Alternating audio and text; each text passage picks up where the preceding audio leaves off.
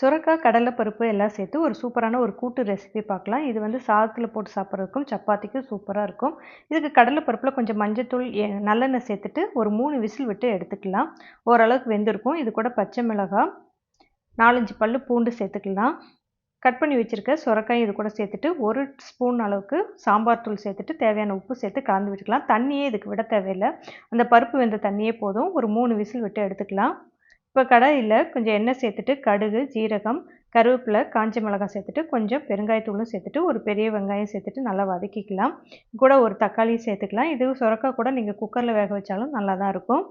இப்போ வேக வச்சிருந்த இந்த சுரக்காயை இது கூட சேர்த்துக்கலாம். நம்ம தண்ணியே சேர்க்கல. ஆனாலும் எவ்வளோ தண்ணி இருக்கு பாருங்க. ஒரு மீடியம் ஃப்ளேம்ல வச்சுட்டு ஒரு மூடி போட்டு வச்சுருங்க. கொஞ்சம் நல்லா திக் ஆகட்டும். இது வந்து சூப்பரா இருக்கும். சூடான சாதத்துல நல்லா நெய் விட்டு போட்டு சாப்பிட்றதுக்கு நல்லாருக்கும். அதே மாரி சப்பாத்திக்குமே ரொம்ப நல்லாருக்கும். இந்த கூட்டு வந்து கண்டிப்பா ட்ரை பண்ணி பாருங்க. சூப்பரா இருக்கும்.